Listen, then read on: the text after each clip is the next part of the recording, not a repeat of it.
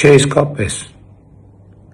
Ղարաբաղյան պսևդոէլիտայի ցանկացած ներկայացուցիչ, որ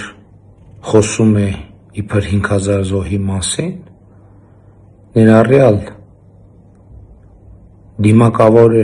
փսլնքոտները, պետք է նախ հիմնավորեն իրենք ինչու են կենդանի, ինչու հազարավոր հայաստանցի երիտասարդներ զոհվել են իրենց համար և իրենք ինչու են կենդանի, որ հիմա եկել են Հայաստանում, ուզում են նորից հրահրել ներքին բախումներ և Հայաստանը ներքաշել արտաքին բախումների մեջ։ Ես ձևակերպում եմ ընթացիկ քաղաքական պրոցեսի օրակարգը։ Ղարաբաղի պսևդոէլիտան, որը պատանդի կարգավիճակում է պահել և Ղարաբաղի, և Հայաստանի ժողովրդին, այս քաղաքական պրոցեսի արդյունքում պետքա ծնկի բերվի։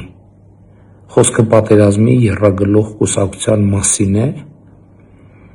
ուժեղ Հայաստան հորդորժվող, Բարգավաճ Հայաստան հորդորժվող և Հայաստան դաշինք հորդորժվող ուժերի։ Դրանք նաև Հայաստան անունն են գողացել և Հայաստան անունը պետք է վերցվի դրանցից որպես ապօրինի ձեռք բերված գույք։ Սա է առաջիկա քաղաքական օրակարգը և մենք այդ օրակարգը պետք է իրականացնենք առանց Հայաստանին համակած ուրախությունը կորցնելու։ Լավ եղեք, սիրում եմ բոլորիդ։